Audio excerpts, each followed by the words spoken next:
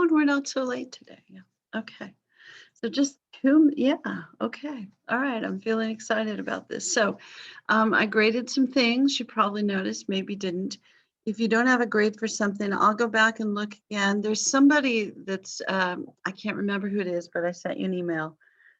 Turned something in twice, and each time I open it, I only, sorry, I only see the question. I don't see the answer. So no, just turn it in, try one more time, see how that goes. Um, and hopefully it'll work this time. If not, I think I have to add an extra try. In case you're wondering why I add multiple attempts, that's why, in case there's some sort of technology or submission issue. That way I don't have to go back and reset the whole thing. It's not really my intention that you turn stuff in until you get the grade you like. No, no, because you could tell I wasn't very efficient at grading it in round one. So for the next set of stuff, I'll start grading. Some of you have already turned some stuff in. I'll try to grade some of those this afternoon. Stuff's due Friday at midnight. Let's talk about the stuff that's due. Okay, I know you know what it is, but we'll still talk about it because that's what we do here. All right, let me see what's available. Document assignment, that's what's there, so we're gonna look at that first. All right, so same questions on the document assignment. I revised the rubric a little so that it has 5 little sections, one for each question is all. And I think that'll just help me grade it faster. It might make it worse. If it makes it worse, then I'll go back to the other rubric. So, oops, somebody coming in, let me check them off. All right, so this is the Washington farewell address. Pretty straightforward stuff, I hope. When you talk about author of the document, when it was written, why they were writing, couple reasons, it's George Washington, of course. He's writing to let people know he's only going to serve 2 terms. And then he will also give some advice about things that he thinks will make the country better. And the big 2 things are avoiding conflicts with through political parties, just avoiding political parties altogether if you can, and then avoiding entangling foreign alliances, as he says. So, and I think I put the link to the entire document. I did a little bit of background about the document, and the background is in case you want to know, and the occasion and that sort of thing. The occasion of the speech or essay, however you want to consider it, because it's apparently published in writing first and then possibly delivered a little bit in person, although not the entire thing, but certainly the part that you're reading. Sorry, checking off somebody else. There we go. So intended audience is going to be American public, but it's also going to be the Congress and other politicians, that sort of thing. And I really do figure you're going to talk more. Your answers will be longer in sections 4 and 5. So general message of the document, what's it trying to say? What perspective does it represent? And significance of the document. A lot of times historians think this is super significant because here's a guy in a somewhat European tradition where people don't give up power easily, just walking away from power that could have been his for his entire life. People think that's pretty profound when they look at this. Also, when you're looking at the general message of the document, what you're looking at is just the excerpt. You don't have to look at the whole thing. Now, the excerpt's pretty big. I know you're going to notice that as well. I still don't know why the 7s are in there. I really should go back and look at why the 7s ended up in there. I don't know that they're on the version in Blackboard, so hopefully the 7s aren't there, but just ignore them if they are. So most of this excerpt is, about the type of relationship we should have with foreign countries. I notice awake is underlined there in blue because I'm yawning, perhaps. But mostly talks about how we want to steer clear of the permanent alliances because we don't want to get dragged into other people's fights. And part of the reason for this is we don't have much of a military. That's part of the reason during this time period. You know, we're not a world power in 17, whatever year this is, 1796 or 7, whenever it was issued. So it could be the end of our country if we get involved in a war like this, because if we lose the war, the unity that we had established could fall apart. So it's a big deal. It is. And usually when people look at this, they also will make a comment like, well, we really should have stuck with that advice and now we get involved in everything. Well, I mean, but you know, our countries are more connected now than they were in the 1790s. So you may or may not feel like you have a choice in getting involved in everything. But I know that we may go overboard sometimes. Kind of depends on your opinion, doesn't it? All right, so that should be in there. As far as the length of this, you know, a couple of sentences per, you know, 1, 2, and 3, and then a little bit longer with 4 and 5. You see the sample.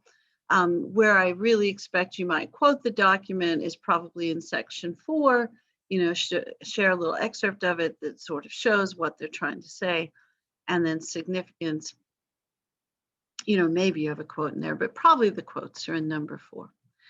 And as far as are there reasons to doubt or trust it? What I'm asking when I ask that maybe is the source reliable? Is one thing I'm asking, you know, is it a source you can trust? Is it fake news? Is it something like that? And is the source an honest source? I'm trying to think what I wanted to say about your last ones because I just finished grading those. Sometimes people said, well, of course it's trustworthy because it's a Spanish guy and he's talking against self-interest. Well, sometimes people talk against self-interest and it's not reliable, but I get why you're saying that as well. Usually with reliability, what we're asking is, are there other sources that back this up? Does it seem consistent with the time period, with other opinions from that era? It's George Washington. He's not hiding. There's not very many secrets to the public part of his life, the political part of his life. So, you know, usually speech George Washington going to be fairly straightforward, trustworthy. I suppose the one little sneaky thing about it, maybe you're sad that he probably didn't write it, but you know, that happens. Yeah. So even back then it happens. So, all right, let's look at the next thing. Next thing, let's see if I can find a next thing. I've got to fix this word thing because the way you have to open, okay, sorry. Document assignment, where are the dang questions? I know you're going like, is she losing her mind? Yes, she is. Oh my goodness. Where'd you go? There you are. Hello again. Okay.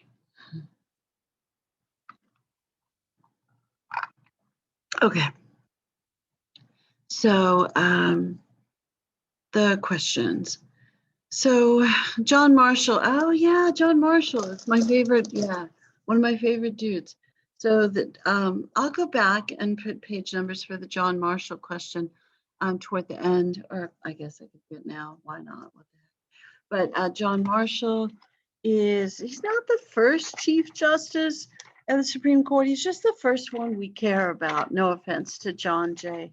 But before John Marshall became Chief Justice, nobody cared about the Supreme Court. I know that sounds maybe like an overstatement, and it might be a little bit of an overstatement, but not much, because you didn't stay on the Supreme Court very long. The Supreme Court didn't do a lot of stuff. I know that sounds kind of weird, but it's true. They solved disputes between different states. We sent the Chief Justice from time to time overseas to help negotiate treaties. and to advocate for the United States. We solved international issues through the Supreme Court, but there wasn't a lot going on with the Supreme Court.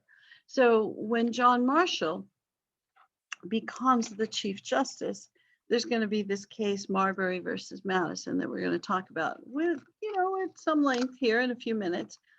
So most of your answer is probably going to be about Marbury versus Madison. I did say that, right? Marbury versus Madison and the establishment of judicial review plus the idea that John Marshall stays on the Supreme Court for a really long time.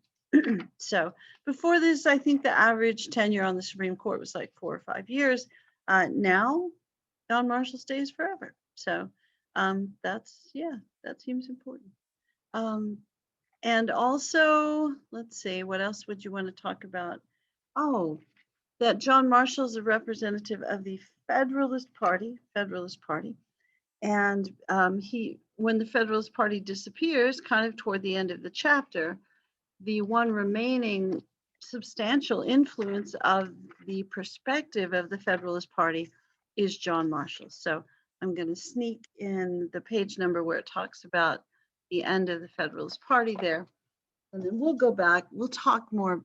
I promise we're going to talk about Marbury versus Madison. So on this one, make sure that you talk about Marbury v. Madison. Have I already told you I'm the worst typist ever? I still don't understand it because you wouldn't believe how many papers you have to write to get the college degrees I have. Still terrible at typing. All right, so Marbury versus Madison, length of service on the court, I would mention that. If you answer this one, I know that you might not. And I can live with that, just whichever one you like. And then, and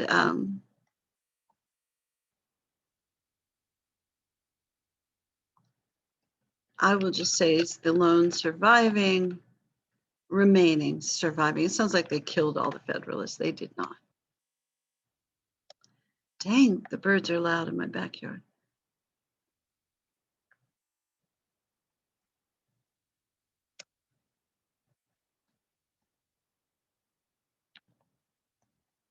Okay, so why is there space there? John Marshall will be the lone surviving Federalist voice. That's not the most important thing. The most important thing is the Marbury versus Madison stuff. But we'll talk about that. It's coming. I know, now you're excited, aren't you? Kind of like, no, we're really not. Yes, you are. I know you are. All right, and then let's go ahead and look at the notes if I can find those. There they are. Let me put them in the middle. Then we'll go back to your faces, although you're not showing your faces, which is fine. No judgment at all. All right, notes. Okay, now before we get started, do you guys have any questions? Is there anything you want to talk about, ask about? Okay, all right, let's go then. All right, George Washington, we love George Washington, we do. He's hard not to like. I know there are things wrong with him. I know he's not perfect in any way. No one is. For the time period, things we like about George Washington, he seems to be the one founding father who, when push comes to shove, if he has to do the right thing, he's going to do it. And it's not always true, but it's mostly true. And he seems to be less guided by self-interest and ego and more guided by wanting to set a good example, wanting to do what's best for the country. He really is, in a lot of ways, the father of our country. I always think about this when I teach about George Washington. When I was a little kid 100 years ago, in the 70s, I was born mid-60s. So when I'm going to school in the early 70s, we are not happy in the country during that time period. It is not a good time for our country. You know, we've just gone through we're kind of wrapping up the Vietnam War. It didn't go just perfectly well. We won't talk about that in this class, but you probably heard it wasn't perfect. And we also have Nixon as president, who also wasn't perfect. Um, and then, we're about to go through Watergate, that sort of stuff. So, and Pentagon Papers, where we really, we get all sorts of evidence that the government has lied to us about all kinds of stuff, but especially prosecuting the war. And then we find out the CIA is corrupt and they run around the world trying to overthrow people's countries, that kind of stuff. So we just don't trust our government. That's just sort of the theme during that time period, which I think is, certainly ingrained in me. I don't have a whole lot of trust in politicians. I think some of that comes from the era that I was raised in. So we were taught that George Washington was kind of a sketchy dude that was like went around fathering children. I remember a lot of my teachers saying he was the father of our country in more than one way. It's like, well, that's it probably took someone to explain that to me, what they were meaning. But then I thought, well, that's just sort of an odd thing to say. And then later on, when I decided to study history more in college and read more about George Washington, found out he had smallpox and really no children of his own, because sometimes the side effect of having smallpox is you don't get to have children of your own. So he had married someone who had some money and some kids. And he was from, the same socioeconomic class. I'm not saying he married her because of her money. I'm fairly certain they liked each other quite well, but he didn't have children of his own. So he had no, I shouldn't say it that way. It's stepchildren whom he loved as his own, that sort of thing. But I don't know. He's a pretty moral, ethical guy if you look at him. And for the time period, he's pretty good. He's pretty good. There's some story about him. It's really just before this era, because it's before the when is it around? It's the Newburgh conspiracy. Did we talk about the Newburgh conspiracy? I don't think we did. But there's a bunch of soldiers who are not getting paid their pensions, and they're very frustrated about this. So now I don't know when the Newburgh conspiracy was, and that frustrates me. So I'm going to look it up really quick. So Newburgh conspiracy, a bunch of soldiers are frustrated because they're not getting paid. They're not getting their pensions. The country's, having economic problems, and their thought is they're going to overthrow the government, and so that they can start over, make a better government, that sort of thing. Newburgh conspiracy, 1783. So yeah, a little earlier than this chapter. And so they're having a meeting, the soldiers at Newburgh, New York, and George Washington is supposed to go and address that group of people, and he knows about the conspiracy. So he's going to, probably try to gently talk them into changing their minds. So he starts to give this speech. He's supposed to give a speech to address these soldiers because he's George Washington. Of course he is. And so he takes out his speech and he's kind of unfolding it, and he drops his glasses, the little reading kind of glasses that, people his age and my age typically wear. And he says, "Please forgive me. I have grown, I've grown old in service to my country." And then apparently all these people, these former soldiers, tough dudes, going to overthrow the country, start crying. And they go like, "Oh my gosh, we were going to overthrow the country that this guy gave his life to start. No, we have to find a better way to solve the problem." And it's like, apparently that is a slightly exaggerated, but mostly true story. So George Washington, I mean, people just admired him and thought that he was ethical, moral, looked up to him, that sort of thing. I don't know that we have people like that in public life as much anymore. I don't know if our current politics allow it, because if there is somebody that one side likes, the other side dislikes pretty intensely. I don't know. I can't think of anybody that we all like.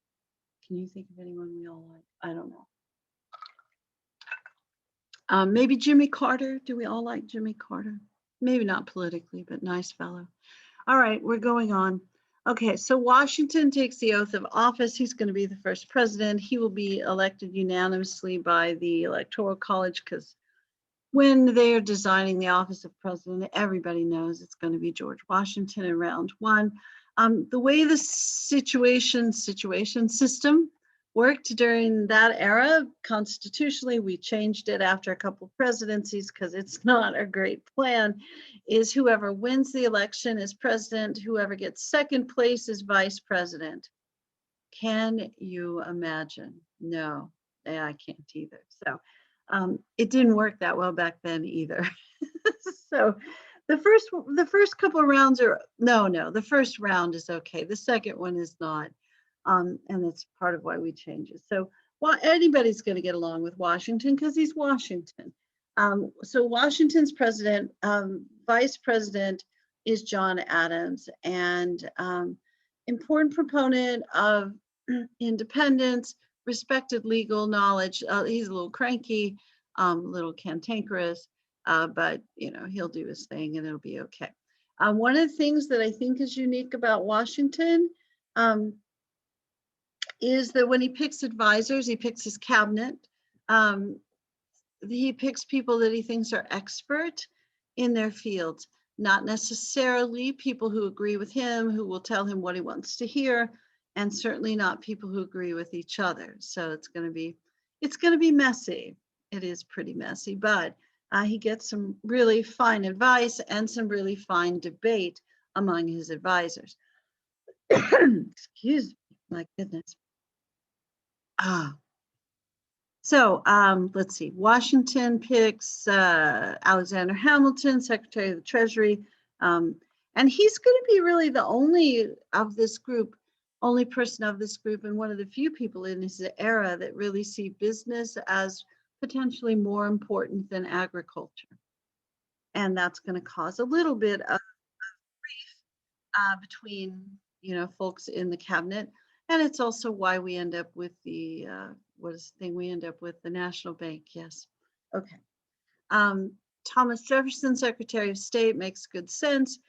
He's a fairly international kind of dude. Henry Knox, who had served with George Washington in the military as Secretary of War, and Edmund Randolph, who's a fairly respected attorney, and the Randolph Plan, that's him, from Virginia, is the Attorney General. And if you're wondering where's Madison, I think he's in Congress. So yeah, don't be upset about Madison. He's still doing stuff. All right, these guys are going to fight with each other a little bit, and they're going to kind of start to devise factions a little bit. And the faction that you'll start to see devise are the people who think the federal government probably should have a little more power, and the people who think the federal government should probably have a little less power. And if you're wondering, is that still the same as political parties today? They're not officially parties during this era because Washington didn't want those, but they're definitely factions. Are those the same as Democrats and Republicans today? Not really, I don't think. But you can think so, of course. You can think whatever you like. Yeah, I don't know that we have one party that thinks the federal government, we have one party that says it thinks the federal government should stay out of things, but they don't really think that. In my opinion, modern era, both parties just like to spend a lot of money. So, all right. But Alexander Hamilton, as Secretary of the Treasury, thinks that it'd probably be good for us to have a national bank for lots of reasons. And he wants to establish the nation's credit worthiness so that we can be important in international trade and kind of hold our own and maybe avoid inflation and other sorts of economic problems. So he thinks that the federal government has to be strong for the nation to be great, and that the financial part of the federal government also has to be strong. So he has a 5-part Treasury plan, which this plan is not very popular with other people outside of Hamilton. But Hamilton's pretty persuasive kind of dude, or sneaky, depends on how you look at it, I suppose. All right. Yeah, no, there's always little rebellions going on, I suppose. There's always, infighting and faction and that sort of thing. I don't know if that makes you feel better or worse about modern politics, but as we go through this, you'll notice I, I know when I was teaching high school, which wasn't that long ago, and I know at least one of you got to experience that brilliance. Um, Sometimes the students would get upset about politics, like our country's going to fall apart. It's like, no, we've been through worse. Just trust me. And I think if nothing else, our study of U.S. history will help you see we've been through worse. It'll probably be okay. I know there's no guarantees, but okay. But yeah, this is a little messy. The 5-part Treasury plan to build up the nation's creditworthiness consolidates state debt into a new national debt. That part's not going to go over very well. Create a national bank, also not going to go over very well. For people who like to abbreviate stuff, a lot of times you see the national bank abbreviation as BUS, which is Bank of the US, in case you're wondering. I don't know, when I first started seeing that, what are they talking about? BUS, Bank of the US, based on the Bank of England, mixing public and private investment. That's going to cause a stink among the farmer contingent. Raising taxes with the tax on whiskey producers, that doesn't go over completely well. There might even be a tiny rebellion there. And imposition of a tariff on imported goods to support US-based manufacturing system. That doesn't go over very well either. That's the one part that really doesn't happen in a big way. But people who ran businesses and finance organizations thought all of these things would be beneficial to the country. So business seems to think this is a good idea. Jefferson thinks that this is, what's the quote? Adverse to liberty, because he's that guy, Jefferson and Madison and Washington to a certain extent, are these guys who think that the future of the country is in everybody having their own farm. So it's going to be a republic of small farmers rather than, a small group of rich men that lead to urbanization, that lead to poverty, like was seen in Europe. So most of the founders are not very excited about urban growth, manufacturing, that sort of stuff. And they also think the whiskey tax singles out certain people unfairly, like people who distill whatever to make whiskey. So probably does, but it's also a really popular manufacturing process. Lots of people bought whiskey apparently back then. Always the excuse was, well, it's safer than the water. I don't know, maybe. Maybe not. So Hamilton seems to think his ideas are good. Not everybody else agrees. So he's going to have to persuade people that what he wants to do is a good idea. Hamilton is going to have general opposition in the Congress, because especially in the House of Representatives, because there's going to be a lot of small farmers, that sort of folk. So what he's going to end up doing is making some deals. He's going to have to make some deals.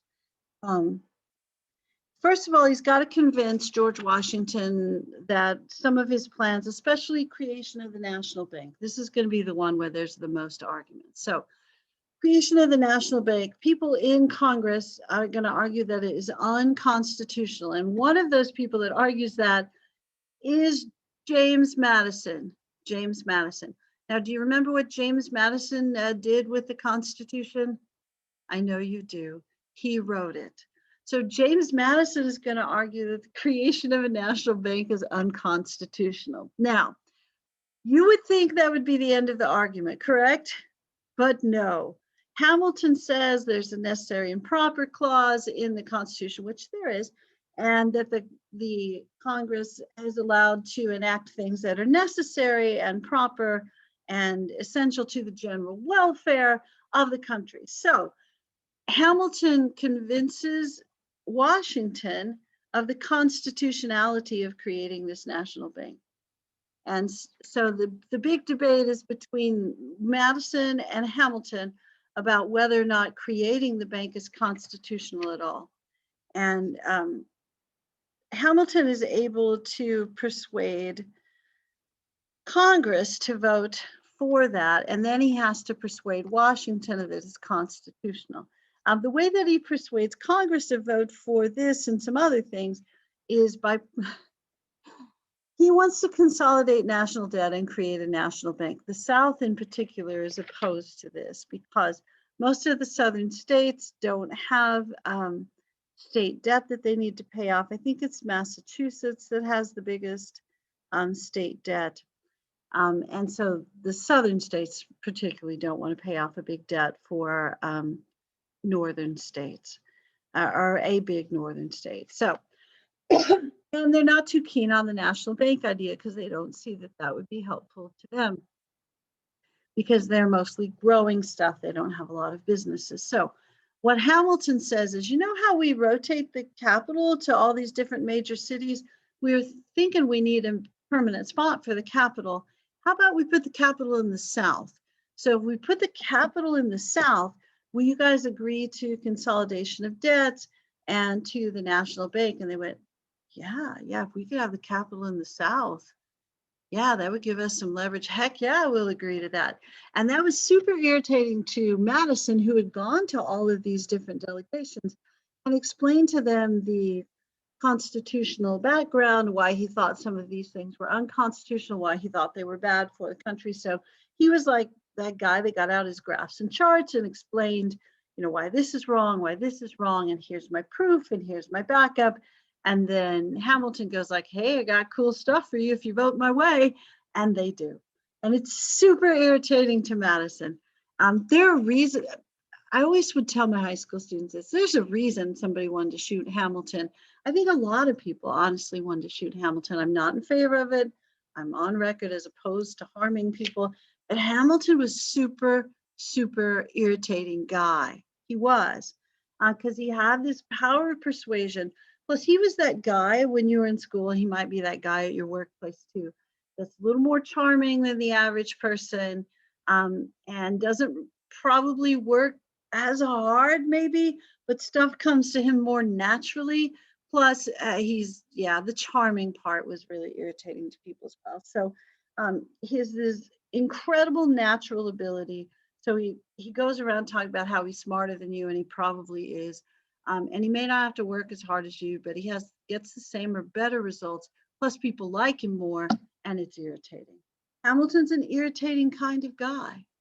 He is. I don't know that he's portrayed that way in the musical. My guess is that he's. I saw the musical on the what is the thing where you could see the musical? Disney Plus. I went to visit my brother, who's a grandfather to a few children, so he has Disney Plus. So I got to watch it, and I will say my relatives were upset that I watched it. I have, unusual. Do you have unusual relatives? Because they said that it didn't seem historically accurate in a variety of ways.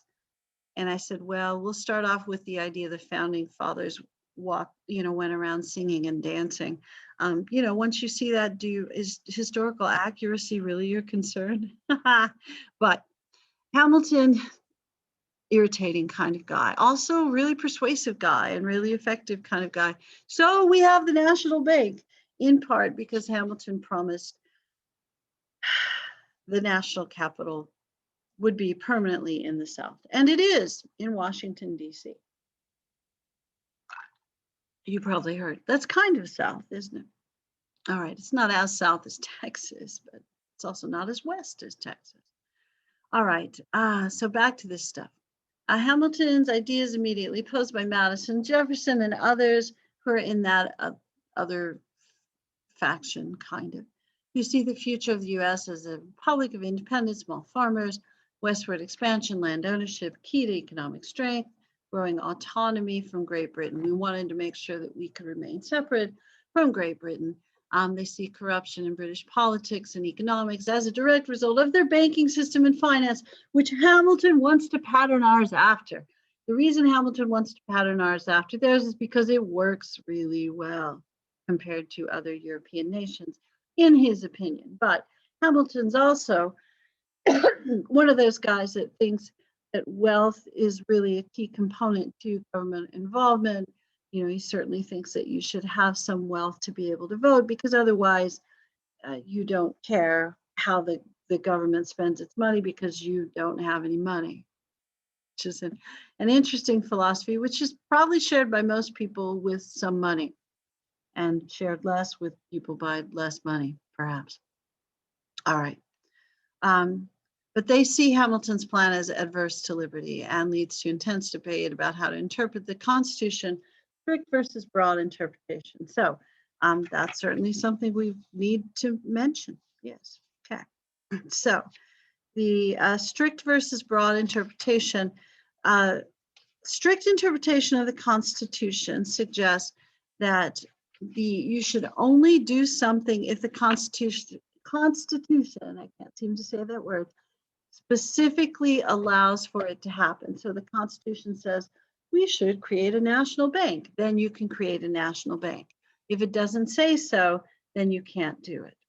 So that is kind of the Jefferson-Madison idea, strict interpretation of the Constitution. So if the Constitution does not specifically or implicitly allow the actions requested or suggested, then it should be considered unconstitutional and it shouldn't be done. And notice that the guy who wrote the Constitution is in that camp. The Hamilton interpretation, broad interpretation, is if no one says no, then the answer is yes. So it's sort of the teenager interpretation of the rules. Well, you never said I couldn't go to 6th Street, although I probably shouldn't use that example nowadays. But you know, if your parents give you a car and you go out of state, and then they get upset with you because you went out of state in the car, and then you as a teenager say, well, you never said I couldn't go out of state because, you know.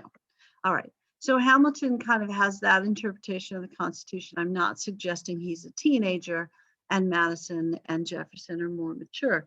They just see things differently. And Hamilton also is using the law to justify a creation of what it is he thinks is best for the country.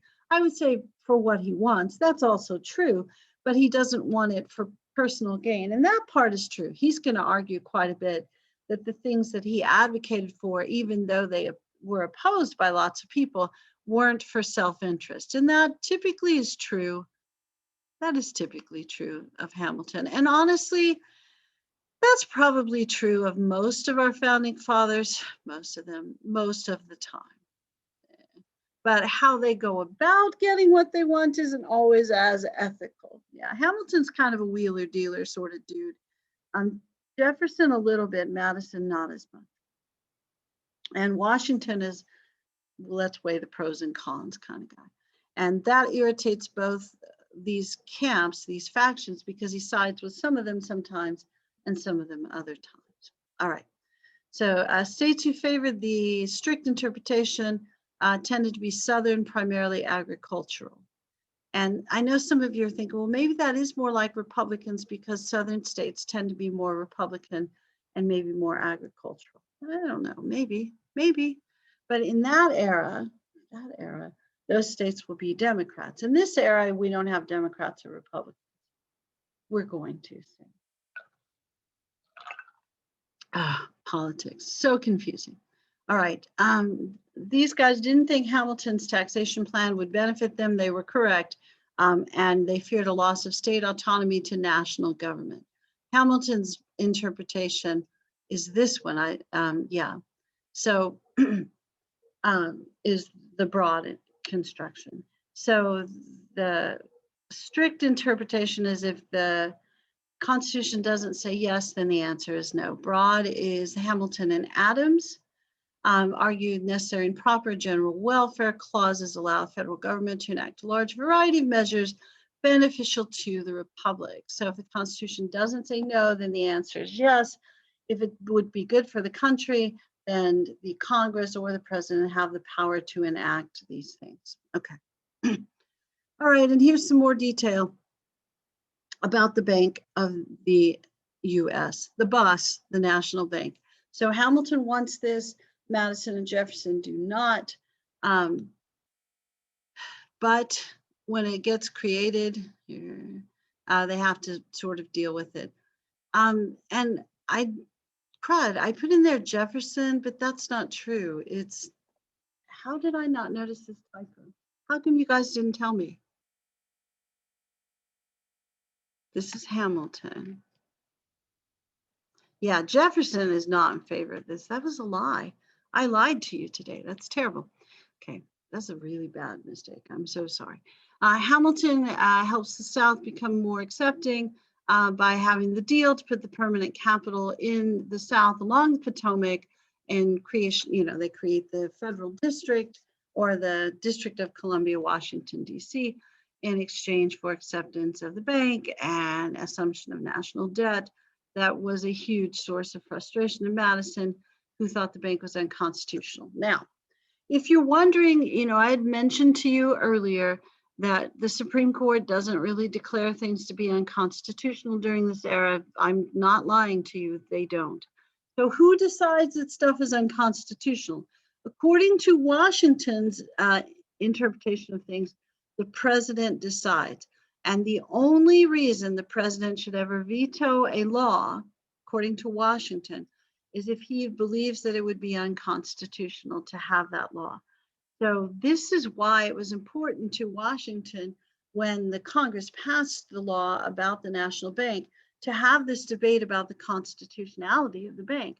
Because his thought is, maybe I should not sign this law even though they agreed to it, because perhaps it is unconstitutional. So I want to get the opinions of my other learned colleagues to see what they think. And Hamilton's argument was most persuasive to him, which had to be irritating to Madison, the guy who wrote the Constitution. I know, had to be frustrating. Okay. Oh, this is also where they talked about the design of the city by Pierre L'Enfant, who was AR as American Revolution veteran from France, and surveyed in part by the scientist Benjamin Banneker, who's the guy that had the very public written exchange and exchange of books with Thomas Jefferson. Benjamin Banneker, African-American fellow, very learned, he published an almanac that was really trendy back then as well. So the argument ends up being won by Hamilton. Hamilton's going to win enough of the arguments that Jefferson will eventually get irritated and just resign.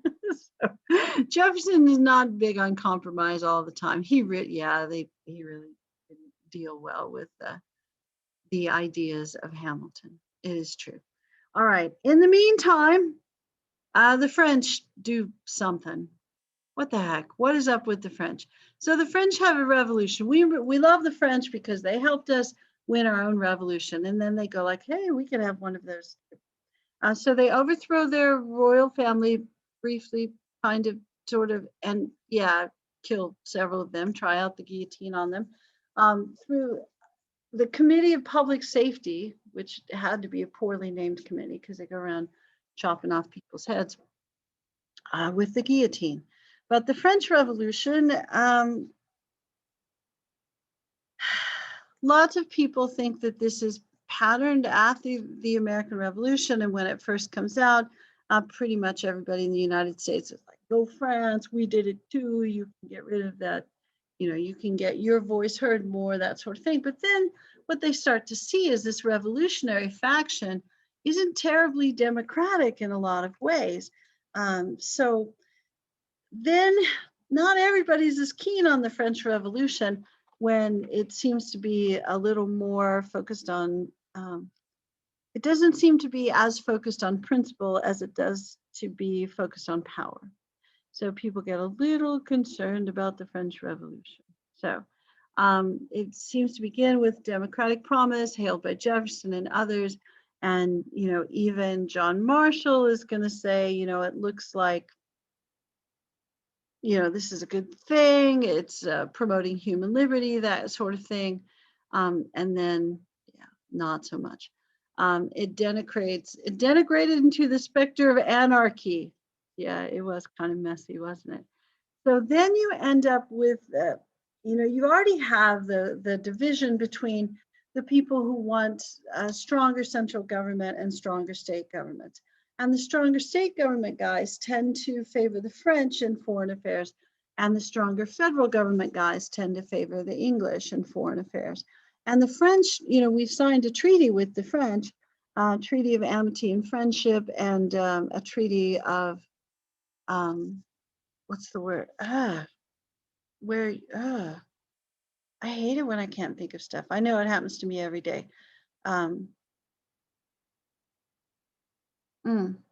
Let me look at my notes and see if I have it written here. Dang, I don't think I do. So I know I'm just looking at you trying to think of a word. Okay, I'm just going to go on and the word will pop in my head. But we've also agreed that we are going to back up the French if they are involved in any sort of military conflict. So that could potentially mean a military conflict with the English, which they're kind of starting over trade during that era. So it's like, oh crap, we could be drawn into a war, and that's not good. Part of why what's in Washington's farewell address is in Washington's farewell address. So in our treaties with France, we have agreed to be their military, we have agreed to be aligned with them in cases of conflict.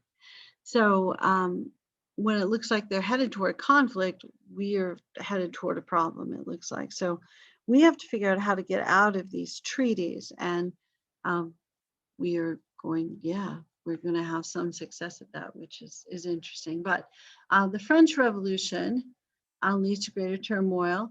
Let's see. Let me go back to my notes so I can kind of focus a little bit better. So they oppose the recognition of the French revolutionary government because if we recognize them, if they get into something, and the discussion is we've made these treaties with France, but which France did we make the treaties with? Did we make it with the ones who are chopping off people's heads, or did we make it with the France who had their heads chopped off? So we wanted to stay out of this thing. So the new government sends this fellow Edmund Genet to meet with George Washington, and Washington doesn't want to meet with him because if we meet with him, if our president meets with him, it's a sign that we recognize that government as officials. So Washington will have him meet with other people within the U.S. government, but he won't meet with him personally. And Genet also comes over to the United States and says very publicly that it's probably time for American ships to consider themselves part of the French Navy, and that they should they should arm themselves and attack English ships whenever they feel like it. And no, that's going to get us involved directly into a conflict. We definitely don't want to officially accept or recognize somebody who has that perspective. Washington won't meet with him. And Washington will ask for France to recall him. And France gets upset with him and decides to recall him. So they're going to take him back and also likely chop off his head. So he certainly hears about that. So he goes and marries a rich woman in New York and stays. So good choice on his part. But alliance, that's the word. Why could I not think of that word? So we will eventually renegotiate the end of the treaty and the Treaty of Alliance with France. So that way we are neutral to whatever their international conflicts are. So that's going to keep us out of trouble. Now we're having our own problem. We're having our own problem with England. And this is on your list of things to know for the quiz. I can't remember if it's actually, I can't remember if it's a direct question or a choice in a question, but we're upset with the British because of impressment. Oh my goodness, this is bad stuff, impressment. So what impressment was when we had ships at sea and we did not officially favor England or France in their conflict, which seems to be a never-ending conflict until the 20th century. So England and France are in conflict. They're fighting with each other for empire, for trade, that sort of thing. when we're trying to stay neutral, we just want to trade with everybody because we're a new country. We want to sell our stuff overseas. There's certain things we can sell pretty well. So we just want to make money. When the English Navy comes across our ships, they stop them and they confiscate the goods on the ships, and they also impress the sailors. That isn't like, hey, look at our Navy. It's much cooler than yours. Not that kind of impressment, but impressment is where you force the sailors, or you force the American sailors into the British Navy. So it's like automatically drafted on the spot. Wouldn't that be cool?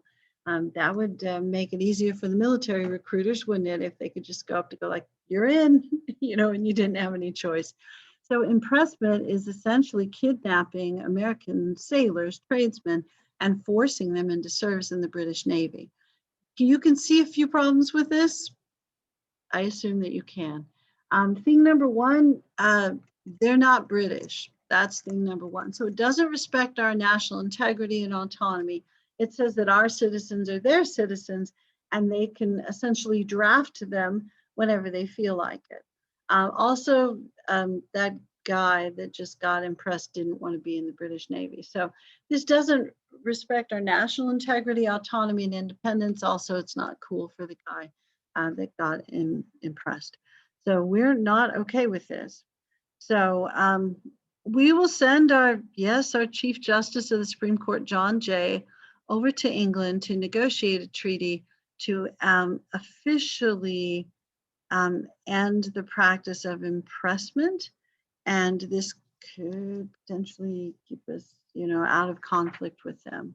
Now, we're going to still continue to have problems with the French and the English during this era because they're going to keep fighting with each other.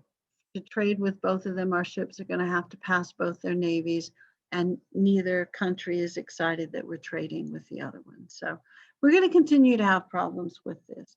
The Jay Treaty will kind of temporarily stop that, and we'll also negotiate, negotiate some trading rights as well. Is it along the Mississippi? You're going like, yeah, we don't remember either. Yeah.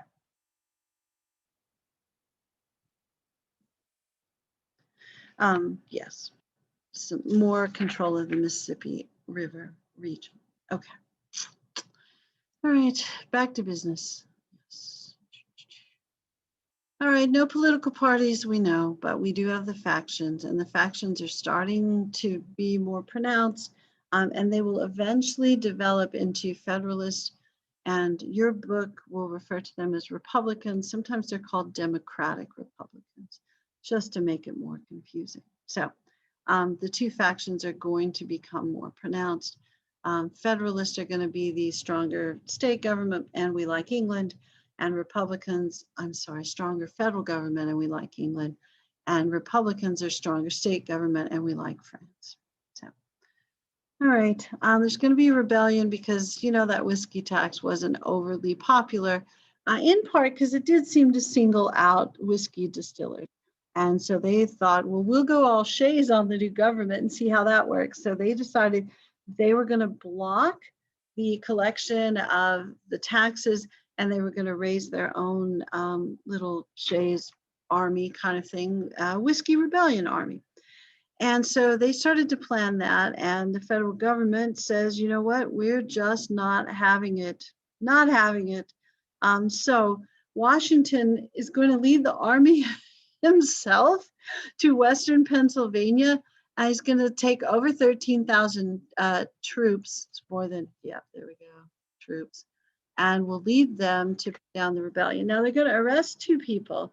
So they sent 13,000 troops to arrest 2 people. It might be overdoing it a little bit, but Washington's trying to make a point. I think he does.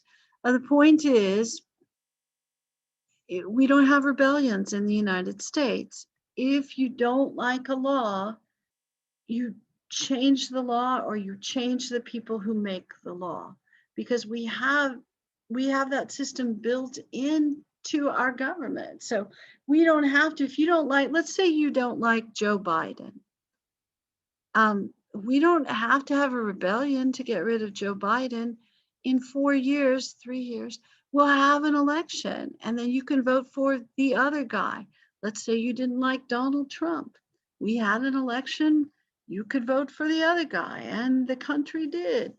So, that's built into our system on purpose so that we don't have to have rebellion. We just have elections, a lot of them, yes.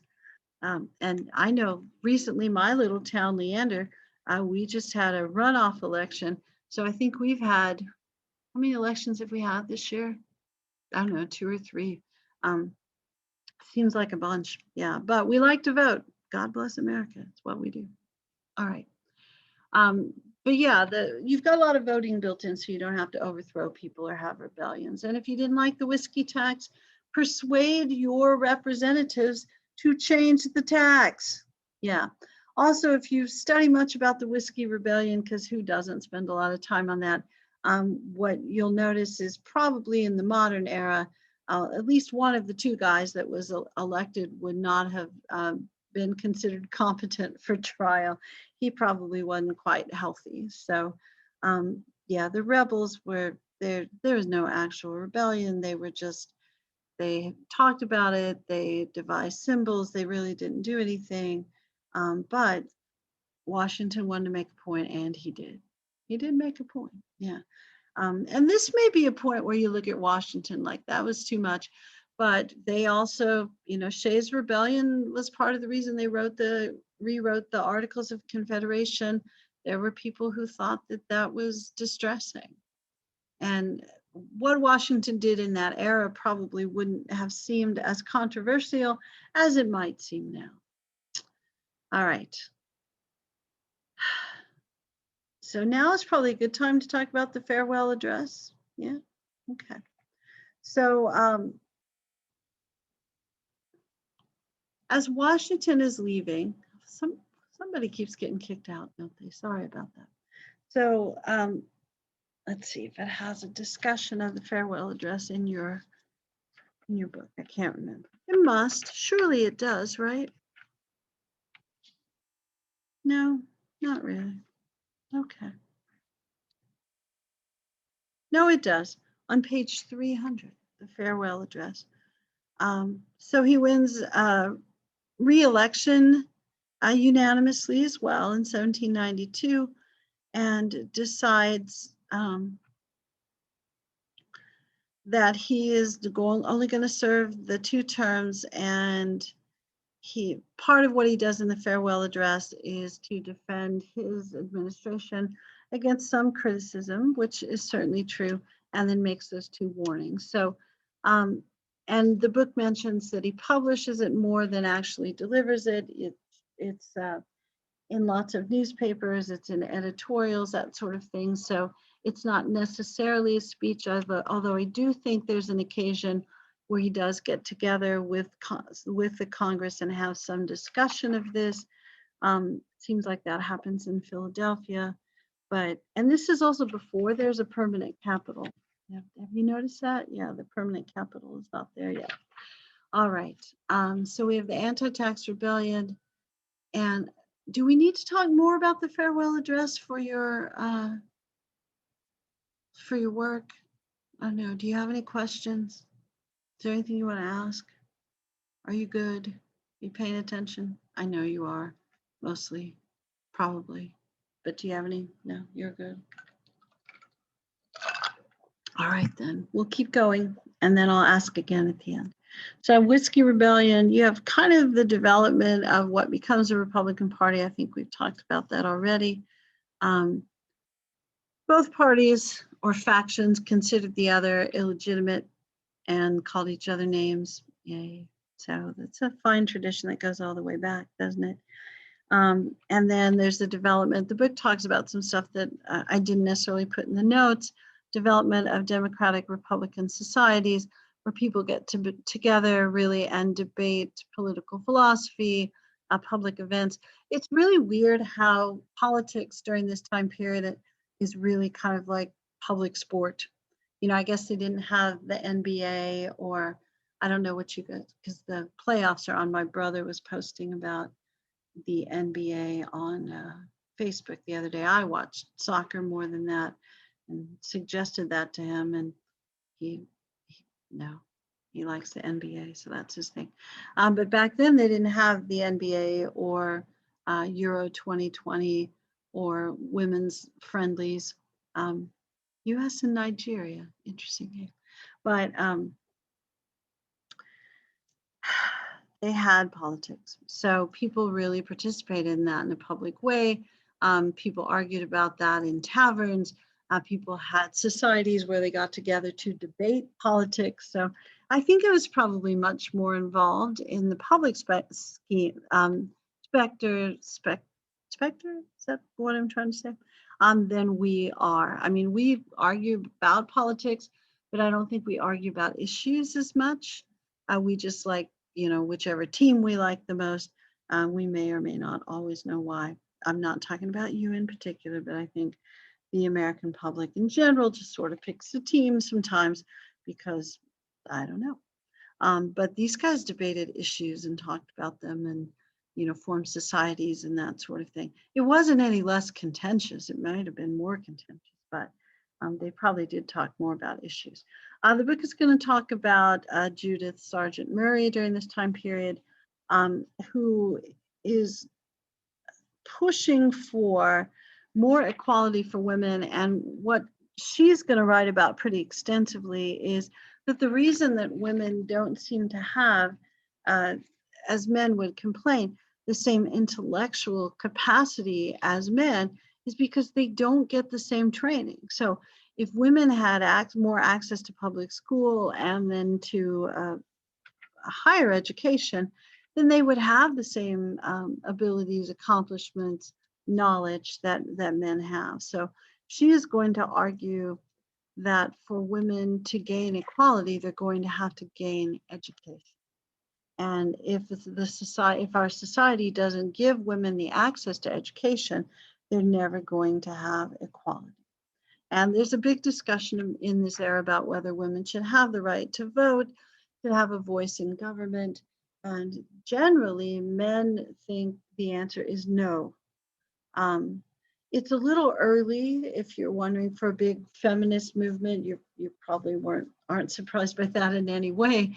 It is early for a big feminist movement because the general population, men especially, but some women as well, are going to they're going to feel like women really are in society to promote morality, that they're a more moral creature by nature.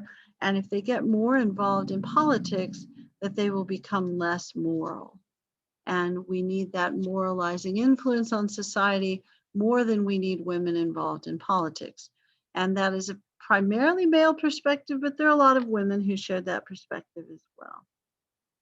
So there's going to be discussion about what sort of rights and responsibilities that women should have in the public sector. But there's not going to be a lot of advancement during this time period, but there's going to be discussion. Okay. So George Washington's out, 1796. So now somebody's got to be in. So we got to figure out who it is. So the guy who runs for president, my goodness, there's a lot of stuff in this chapter, isn't there? John Adams is going to run for president, and his running mate will be Thomas Pinckney, and then Jefferson will run with Aaron Burr. And what they really weren't paying that much attention to was how the Constitution works. So Adams is going to end up winning the election, but there are going to be some electors in the Electoral College that split their tickets, so they didn't vote for Adams and Pinckney. So what's going to end up happening is Adams will end up with the most electoral votes, and then Jefferson gets the second most. So Pinckney doesn't get enough to be on the ticket with Adams. So you end up with Adams as president and Jefferson as vice president. And Jefferson is, no, they don't agree at all. It's going to be a huge mess. The Adams presidency is a huge mess. It is. Yeah. He has one term. And he has one term because his presidency is a huge mess. And also, he'll do some things fairly noble toward the end of that, which will help him irritate his own party enough that he loses some of their support. And then, of course, they'll figure out that we can't do this again, get the winner as president and the runner-up as vice president. So they'll change the 12th Amendment just will be added to change, to say that people ran as a ticket rather than winner is president and runner-up is vice president. Yeah, that's messy stuff for sure. All right, so stuff that happens in the Adams presidency. First of all, he gets a vice president that opposes everything that he does. That's not going to be very good. There's also something called the quasi-war going on. So England and France have an undeclared war with each other, and they're starting to mess with our shipping again, which is an enormous problem. We are going to send people to negotiate with the French. We send, I think we send John Jay again too. Let's see if it says who we send, but we send some diplomats to go negotiate some sort of agreement with the French so that they'll leave our shipping alone, that kind of stuff. And so the people we send, the French envoys say, look, we won't even negotiate with you unless you bribe us. And so we won't bribe them to negotiate with them to stop seizing our ships in the Caribbean primarily. So we aren't able to sign the treaty. So then the American envoys come back and report back to Congress, and they say, Messieurs X, Y, and Z ask us for bribes, and we said millions for defense, but not 1 penny for tribute. So if we're going to spend our money, we're going to spend it building up our military, which is kind of where we had during this time period. Not in a very modern sort of way, but in a we don't really have a Navy sort of way during that time period. So there's going to be a push to expand both the Army and the Navy during that time period. And then I think it's, oh goodness, there's going to be some dispute about who gets promoted between Adams and his son-in-law and Alexander Hamilton, who's involved in the Army. That's a big mess. So we're going to end up spending money and having people fight, and it's messy stuff. But you'll probably want to have like a vague knowledge of this XYZ affair where we try to negotiate with the French and they say we really can't unless we bribe them. And then this intensifies that anti-French sentiment. So we'll build up the military in case we need to fight the French. Yeah, okay. Alien and Sedition Act. Yeah, you definitely want to know about these. These are passed by the Federalist Congress because they are frustrated with essentially Republican newspaper editorials that complain about them. So they really just want to stop listening to complaints. So they passed the Alien and Sedition Acts. And also one trend that they've noticed is that new immigrants tend to vote for Republicans. So they're going to try to keep new immigrants from voting. The book talks about how if you emigrate to the United States, you can pretty much start voting almost immediately. So this is going to change that and to change enforcement of some of those laws. It's also going to say that if you're a rowdy immigrant and you say stuff the government doesn't like, we can just deport you. So you don't really have freedom of speech. And neither do editorialists who write anti-government sorts of things. So the Alien and Sedition Act's really kind of a combination of laws, Naturalization Act as well, that extend the amount of time that new immigrants have to wait before they can apply for citizenship and vote. It allows for immigrants who are engaged in any sort of disruption to be deported. And it also allows for people who write anti-government sorts of things to be considered seditious. So the Sedition Act is going to allow the government to put people in jail who write anti-government sorts of things. Now, many people, especially Republican type people, say, don't we have amendments to the Constitution that protect these sorts of things? Like maybe the First Amendment to the Constitution that says there's a freedom of speech. And the whole reason for that, the whole reason for freedom of speech is political speech. But no. So they passed the Sedition Act. People are imprisoned. We do deport some people over this, but this is going to lead to a lot of pushback as well. So the Republicans are going to charge that this is tyranny, that it's unconstitutional. Of course, the Supreme Court's not really into declaring things like that. And the president is not going to declare it unconstitutional because it helps him. So in response, what the Republicans do is pass the Virginia and Kentucky resolutions. And the Virginia resolution declares this to be unconstitutional, which is interesting. So the state has declared a federal law to be unconstitutional. And the Kentucky resolution says not only is it unconstitutional, but we are not going to enforce it in our state.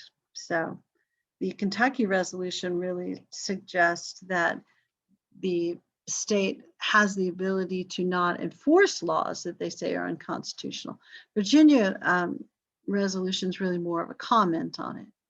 So it was kind of messy. So we got a little turmoil again, looks potentially revolutionary. And then we have an election in 1800. Now, right before the election in 1800 as well,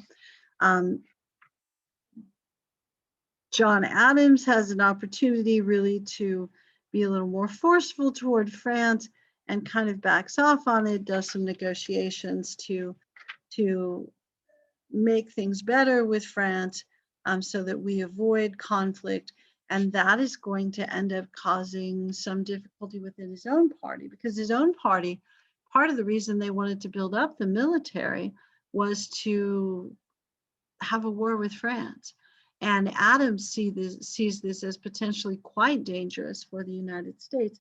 So rather than having a war with France, he negotiates out of conflict with France, which, in the long run is much better for our country. In the short run means he's not going to get reelected. And he's probably completely aware of that. I mean, he's a fairly astute guy, but he definitely wants to do what is best for the country. So that's kind of interesting, maybe, sort of, kind of. But it's also because of the personal disputes with Hamilton about sons and son-in-laws in the military and that kind of stuff, and Adams not pushing for conflict with France, you're going to end up seeing Hamilton get involved in the next election in a fairly unusual way. Sort of, kind of. Now, I'm not saying that Hamilton supports Jefferson. They don't like each other. We know this.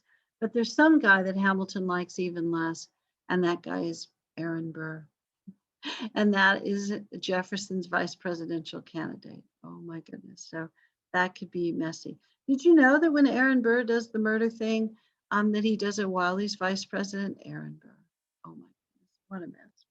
Okay, so we have the election. They've at least figured out at this point that they've got to run as a pair so that they get the same number of votes.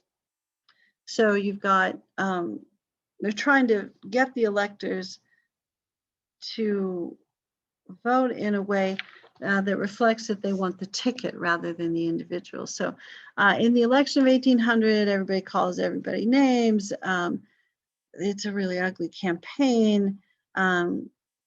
So Congress adopts the 12th Amendment as a result of what happens here. They've tried to fix it on their own, but they end up just adding an amendment that says, the ticket's the ticket and you elect them both. But what happens in this election is the electors elect the popular vote, and the electors, the Electoral College, wrote Jefferson as the Jefferson-Burr ticket. But the Jefferson-Burr ticket, they split their electors evenly, so each candidate gets the exact same number of electors. So Congress has got to decide, the House of Representatives has to decide who's going to be president and who's going to be vice president. So Hamilton inserts himself into the discussion and says that Burr is a guy you can't trust, that he's obsessed with power, that he's dishonest, he's not trustworthy. And while he definitely disagrees with Jefferson, Jefferson at least is a man of integrity. So Hamilton is the guy who gets in and talks about what an unethical person Burr is. And Hamilton and Burr had a series of conflicts in New York. They both were from New York, and Burr wanted one of the jobs that Hamilton got. Hamilton's wife was, I think the wife's dad was governor of New York, so Hamilton got appointed to a job that Burr wanted. And they really had disliked each other and saw each other as fairly unethical. So Hamilton's going to campaign very strongly to make sure that Jefferson becomes president and Burr becomes vice president. Now, that, of course, was the original intention, but the way that Hamilton went about it was so irritating to Burr that later on, you know what happened. So, all right. So then we passed the 12th Amendment also to make sure that it's understood that you have one candidate for president, one for vice president. So this would be the last election where that's a problem. All right, so messy stuff going on during this time period. All right, I guess we better talk about Jefferson a little bit too. Yeah, crud, this chapter's so full, isn't it? Oh, crud, it goes all the way. Does it go to Madison? Okay. All right. Sorry, I was scrolling down there. All right, more water, sorry. All right, back to business. So Jefferson, there's a ton of stuff going on when Jefferson is president. You got a couple things. Haitian Revolution, and we at first are kind of going to back the Haitian Revolution. The Haitian Revolution, if you study this a little more intensely, is a pretty weird thing because you have, on the surface, it's pretty straightforward. The Haitians want to expel France from their country because Haiti was a colony of France. The guy who ends up leading the revolution is a guy named Toussaint Louverture, and he is a former slave who is an educated man. And he is going to, you just need to know there was a Haitian Revolution, and that France is expelled eventually, but our initial support of the Haitian Revolution is going to go away when France sells Louisiana to us, because we're going to be supportive of the Haitian Revolution because it's very much like what we were doing. We were casting off our colonial oppressor. And the factions within the Haitian Revolution are kind of interesting because it's really people who own land versus people who don't. And there are wealthy people of African descent there, wealthy former slaves that couple with wealthy people from second generation from France who want to cast off the French leadership. So it really is kind of wealthier people bonding together for the revolution, and the poor people don't necessarily favor it. So it is in a lot of ways like the US Revolution, except it's a really small island, there's a ton of fighting, and it really devastates the island. So eventually the French do leave, but when they do leave, the island is just torn up and impoverished, and it's a mess. And there will definitely be a slave uprising that occurs in the middle of this that will also be notable too. So lots of Haitian Americans are going, or Haitians will emigrate to the United States, but also lots of free blacks will emigrate to Haiti, excuse me. So you're going to see an exchange of population there from time to time. Toussaint is really seen as the hero of the revolution, and that's fairly inspiring to folks in the United States, African Americans in the United States as well. Haitian Revolution is not as popular in the United States for a couple of reasons, even though we supported it initially. One, the slave rebellion in the middle of it really is not very appealing to people in the South, as you might imagine. And thing number two, because France is going to sell Louisiana to us, even though maybe we thought the idea of revolution was okay, we thought the idea of buying Louisiana was probably better.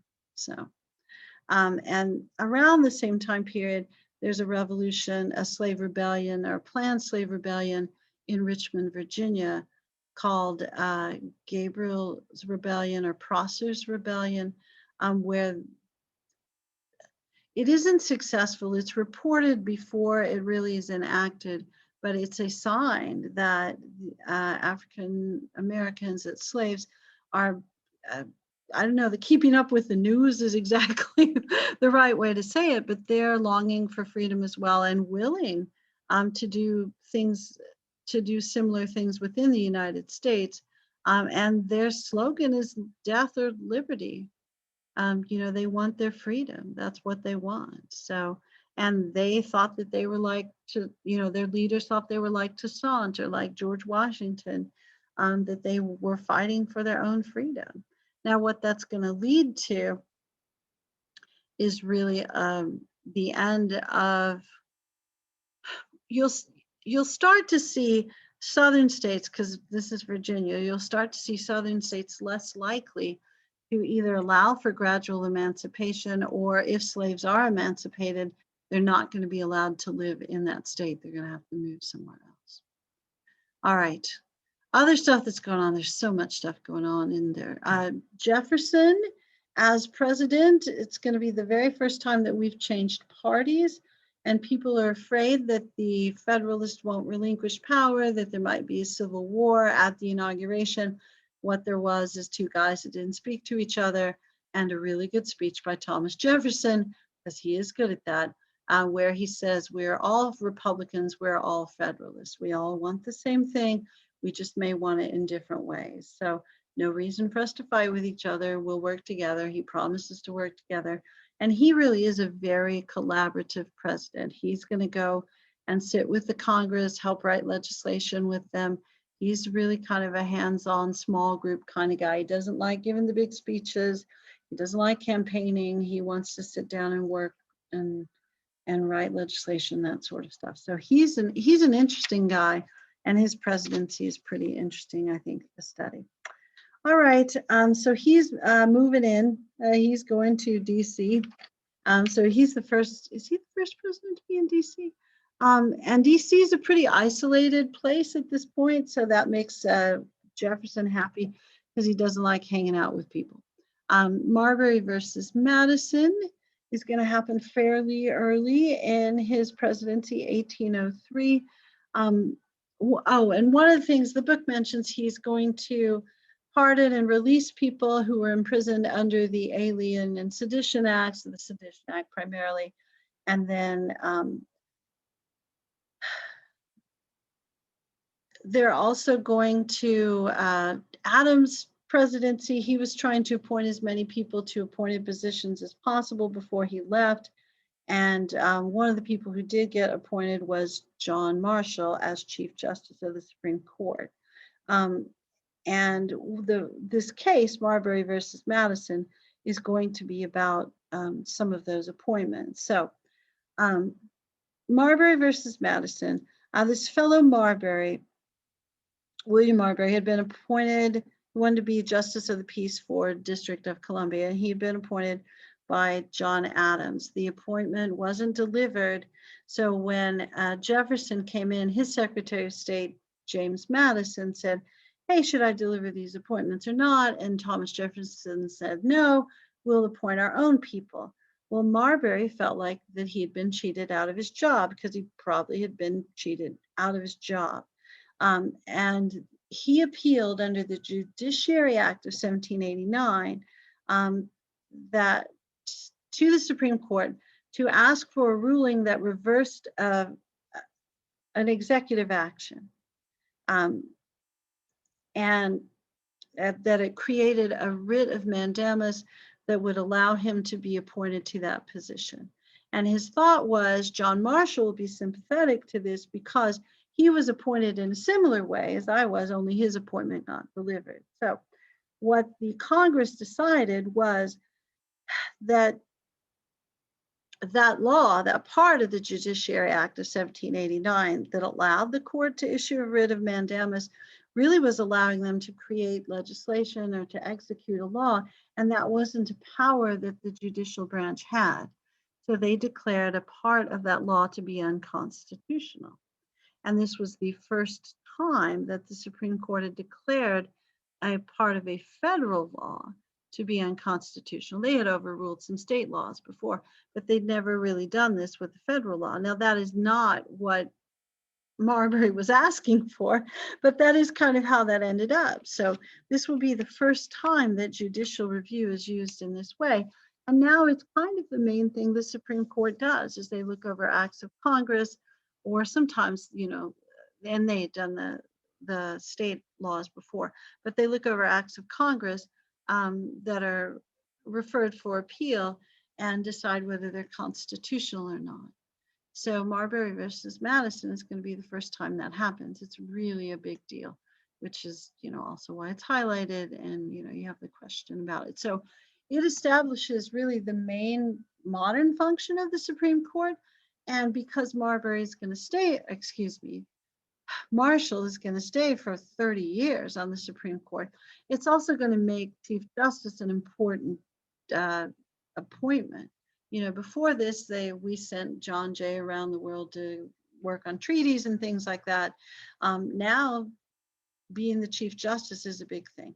And the book will talk about some other cases as well that establish the power of contracts. And we'll go back and look at these cases again, I think, in the next chapter. So Fletcher versus Peck, which is about, oh goodness, that's about the Yazoo land controversy.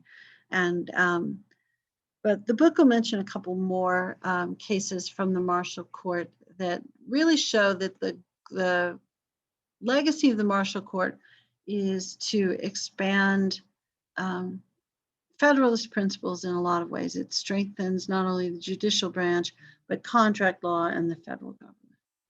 All right, other stuff that goes on, because I know we have more stuff and not so much more time. So I got to wrap it up. I know I got to wrap it up.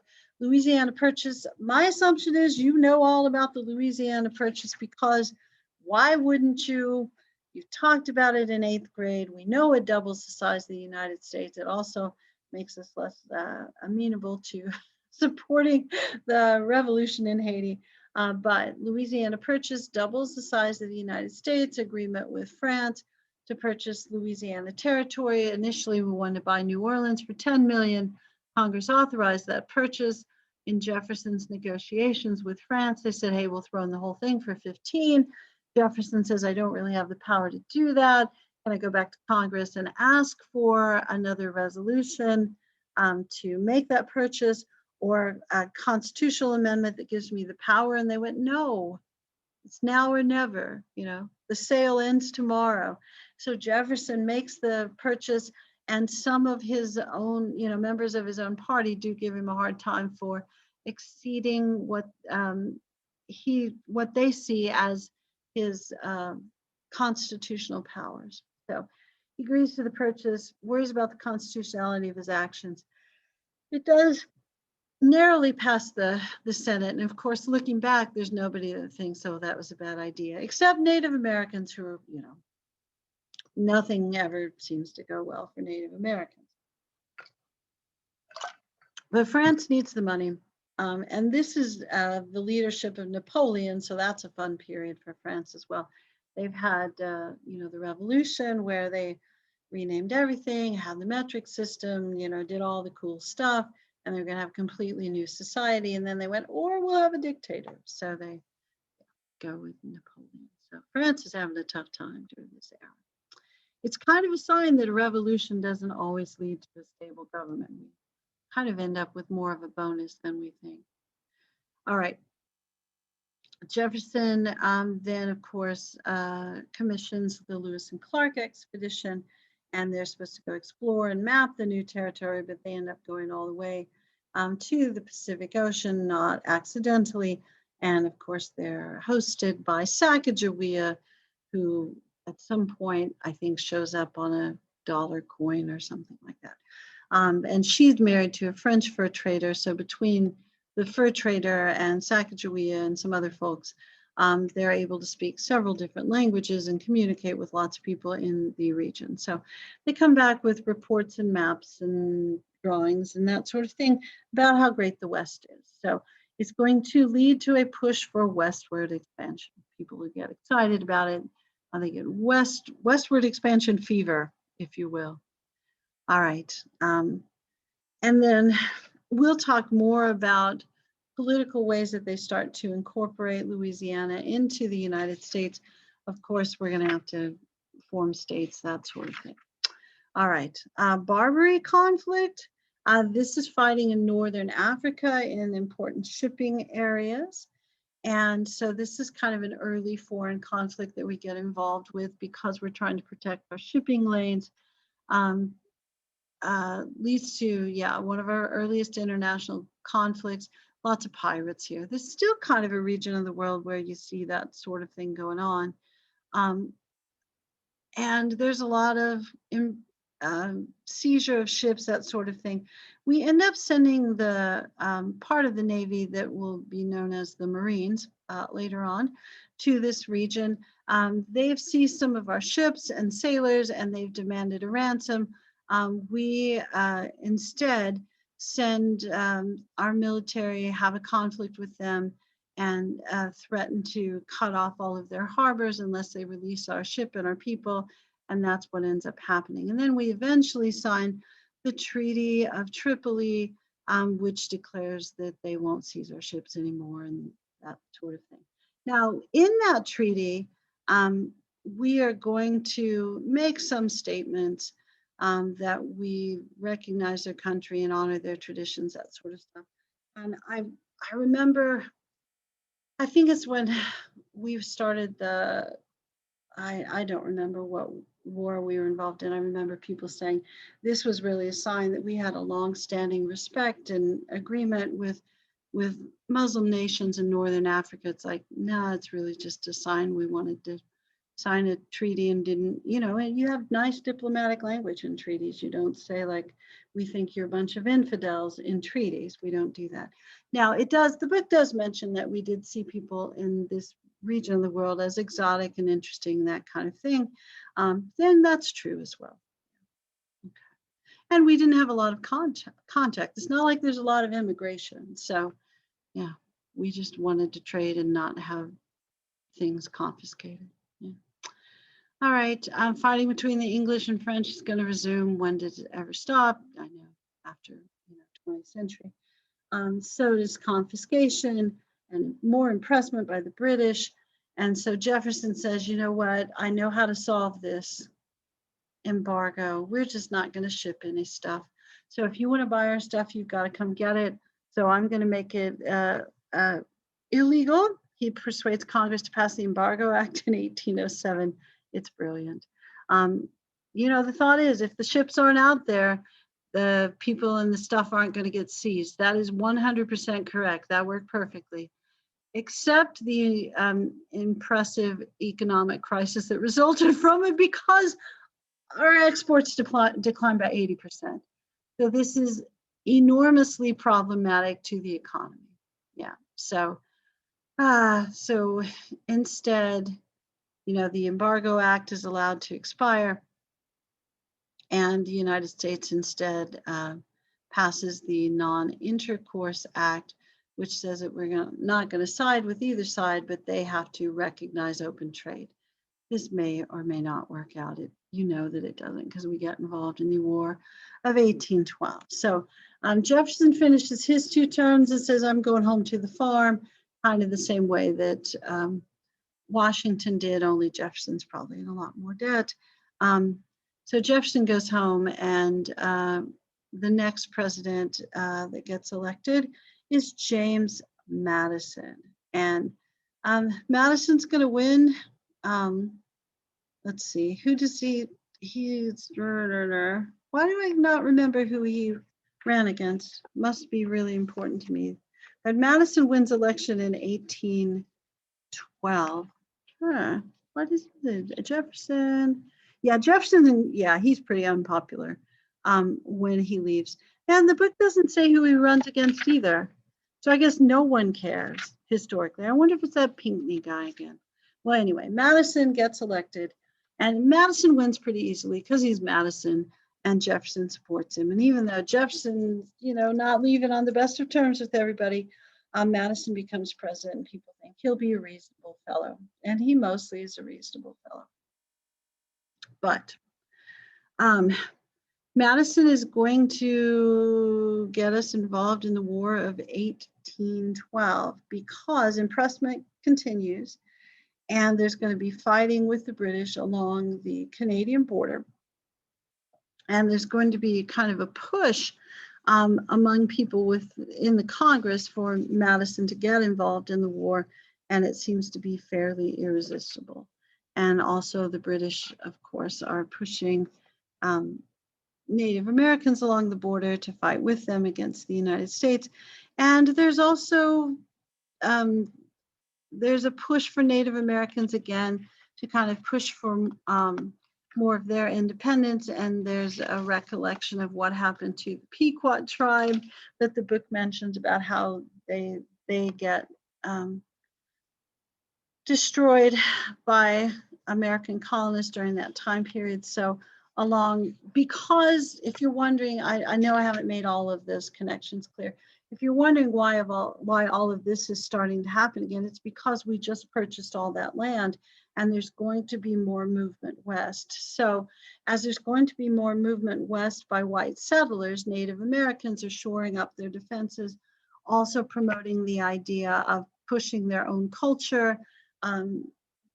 And there's a very open discussion about how Native Americans had needed to stay away from their addictions to things they traded with white people for, primarily alcohol, but also, anything that is going to make them weaker and more dependent on white society. They needed to shore up their own personal defenses and their own military defenses. So lots of turmoil during this time period.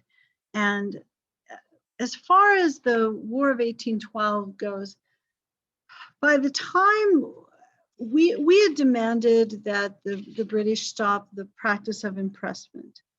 And they really had kind of started to back off on that when we make the declaration that they need to stop.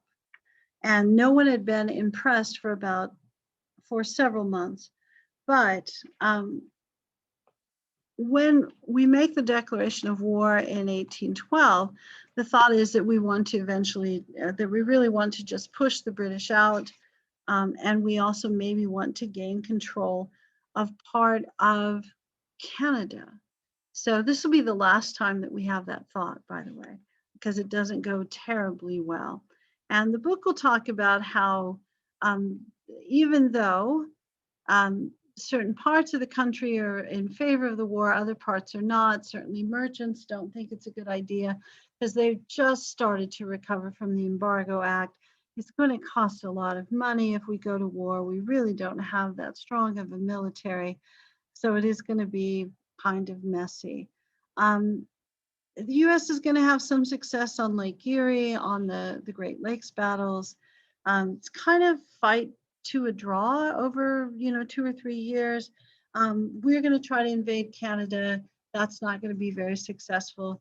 Some Canadians are going to come down and burn down the White House. That'll be fairly successful, but that's where Dolly Madison saves all of the paintings, that sort of thing. in the middle of all of this stuff, we eventually agree with England that there's really no point in fighting this war. Nobody's really going to gain anything. They're losing time and effort. They could be harassing the French instead of us, which is kind of their main thing. In the middle of all of this, too, you've got some battles with, you've got Andrew Jackson fighting in the South, and he is going to have Native Americans who fight alongside of him. We're going to have a defeat or bombardment at Fort McHenry. So we're going to end up with the Star Spangled Banner. I mean, you end up with interesting things, but this war is essentially a tie. It's essentially a tie. So we decide because it's a tie, it's a win, because they're the biggest military in the world. We shouldn't have a tie with them. So it would be like, I would always tell the high school students, it would be like if the University of Texas played the Dallas Cowboys in football, and then they would always go, well, they might win. Yeah, maybe. But if you defeat if you're a college team and you defeat a professional team or you tie them, that's kind of a win because you really shouldn't be in the game with them. Now, stuff that you need to remember from the War of 1812. It's often called the Second War of Independence. Probably the most important battle happens after the war is over, the Battle of New Orleans, because it really leads to the rise of Andrew Jackson. He defeats the troops who had just defeated Napoleon. He defeats them in New Orleans. Now, it's after we signed the Treaty of Ghent, but they didn't know we'd signed the treaty, so it's not like they did that after the fact on purpose. What else do we want to say about the War of 1812? Yeah, we'd already talked about Kentucky and Virginia resolutions. Why are those back in there? Oh, Federalist Party. That's the other thing. That's why there's a paragraph on it right there.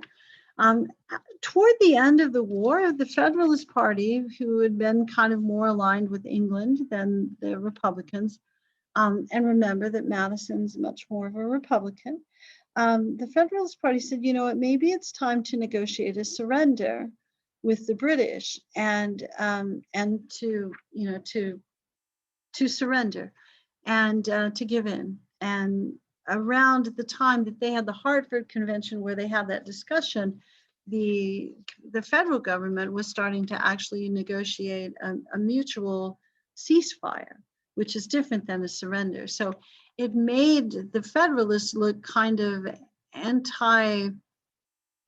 patriotic, American, that sort of thing. So there are a couple things that lead to the end of the Federalist Party, and the War of 1812 is part of it. One, of course, is Alien and Sedition Acts. That's just not cool, restricting the First Amendment. That didn't go over well. Plus, then they had the infighting because Adams didn't really want to have a war with France, and the rest of the party did. And then toward the end of the War of 1812, when the New England merchants really are suffering because they never really recovered from the embargo, they're pushing for a surrender to the British, and that looks really unpatriotic when that comes out. So plus they were kind of archaic a little bit and a little aristocratic, and said, they didn't really even like to campaign. They just assumed everybody would notice they were the best, so they wouldn't have to campaign. All right, so as far as the Canadian borderland, it mentions that toward the end. Also, we're going to solidify the borders mostly and not have, we'll have a couple more treaties and a little bit more in the West where we'll have some discussion, but along the Great Lakes, we'll solidify some of the borders. And that's probably a bit of a net gain for the United States. The relationship doesn't really change dramatically between the United States and England. We're still going to be trading partners with each other. But what will happen is we're not going to fight with each other anymore. We're not going to try to take over Canada anymore. And they're going to kind of relinquish the idea that we're not going to maintain our independence. So we're going to be done fighting with each other. All right. At the bottom of these notes is kind of there's a little bit of a discussion of some of the stuff that maybe, I don't know, let's see. Oh, those were questions that I asked some other time. So, yeah. All right. Just some thoughts, I guess, about yeah. All right. There's nothing really there that's super exciting. All right. Dang, that felt like a lot of stuff.